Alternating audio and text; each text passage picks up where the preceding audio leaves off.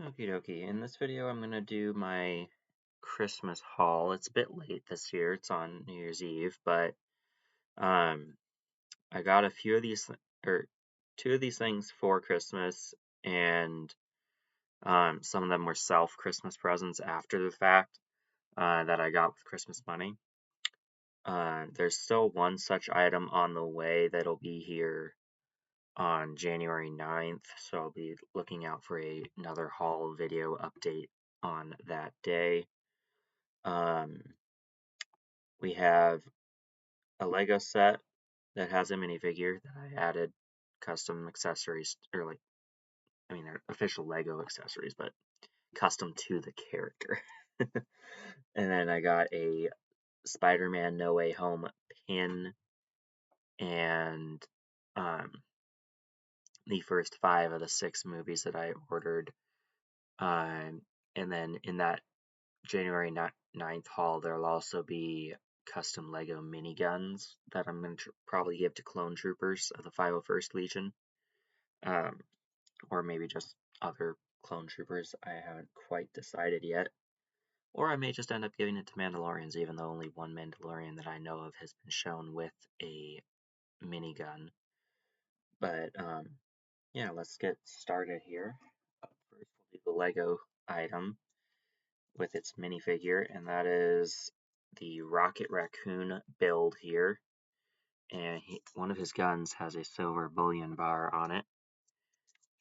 He has Wolverine claws for his whiskers there, right here. And it came with 3 of these, so that's one of the custom accessories that the Baby Groot minifigure has. His tail, if you notice, is made out of a bush with 4 barrel pieces here. And then I'm not sure why he has that type of piece right there, because I don't think he's wearing, because it doesn't look like the build is wearing a jetpack or anything like that, or one of his arrow rigs or whatever you want to call it. So yeah, that, and then the two studs here represent the other spare piece that is on the Baby Groot. So here's the adorable little Baby Groot. He has a silver stud, so he has 10 cents to spend if he wants, and Wolverine claws. Such an adorable little face printing, and the back printing is pretty good as well.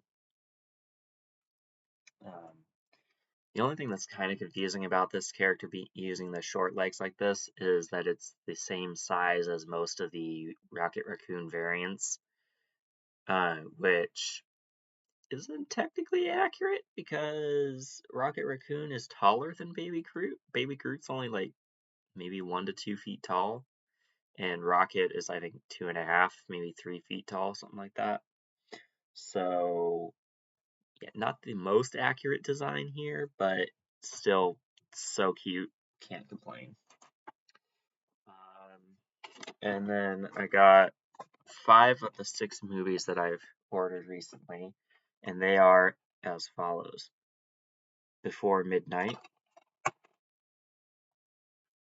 Justice League Crisis on Infinite Earths Part 1, Justice League Crisis on Infinite Earths Part 2, both of which I have watched now, and Crisis on Infinite Earths Part 3. This one I haven't watched quite yet because it was pretty late when I finished the second part last night. I've also been working on playing the PS5 version, or remasters of, Spider-Man and Spider-Man Miles Morales. So that's been taking up quite a bit of time for me as well. And then the last movie I got is the Mean One. And they never actually call him the Grinch in this. They start to call him the Grinch, and then someone at a bar calls attention to a Mr. Finch to come get his drinks. And he tries saying the Grinch, I think, 3 times and gets interrupted like that. The third time is like, last call for Mr. Finch. Come get your drinks. Last call, Mr. Finch. So it's definitely an interesting take on the Grinch. And in the classic, well, actually, all 3 of the other versions of the Grinch, Excuse me, my goodness. When the Grinch's heart grows 3 sizes, he survives. In this one, when his heart grows 3 sizes, his heart explodes out of his chest, causing a gore splatter everywhere. Um, but yeah, I like what it says under the mean one here. It says slashing through the snow. I think that's pretty funny to see. Uh, slashing through the snow, the meat cleaver in his hand. Anyway, good adaptation. They never actually say the Grinch, so it's technically not a Grinch story, but it totally is. And instead of Whoville, they have Newville, and the mayor and sheriff aren't as upstanding as they want you to think. We'll put it that way. So yeah, all in all, a good adaptation of the story. Um, I've already watched the Before trilogy out of order because I watched Before Sunset, and that's I think the second one. Before Midnight here is the third. The one I'm still waiting on is Before Sunrise, which is the first one.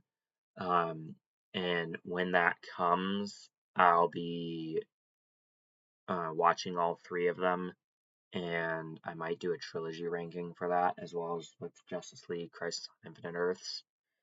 But yeah, my next video that I'm gonna upload when this one is that I'm gonna make while this one's uploading is I'm gonna read an article that was real eye-opening for me in a lot of ways, and shows why my second relationship was such a toxic one. So hopefully you find that article helpful. I wish I had read it when I was 15 versus just a couple of years ago for a BYU Pathways school project. Just because it would have saved me 8 years of trauma. So yeah. Anyway, I'll be back with reading that article. Hopefully it helps you out and helps you evaluate your especially your romantic relationships, because those are ones that uh, could be the most important ones in your life, and you want to make sure that it's a healthy environment, a healthy relationship environment, and not a toxic one. So I'll be reading an article to help kind of give some warning signs. It's called The Loser: Warning Signs You're Dating a Loser. So I'll be reading this in the next video here. It came out in 2003, so I very well could have read it when I was 15 because I was 15 in 2000. I turned 15 in 2014, so I would have. If I had known of its existence at the time, I definitely could have read it back then, but I wasn't aware of it. So, but retrospectively, it has helped me a lot, and it helps me moving forward with future relationships as well. And I'm all about helping people if I can, so that's the point of this next video, to help people create a healthy environment or work relationship environment. Catch you in the next video. Take care. Happy New Year's Eve.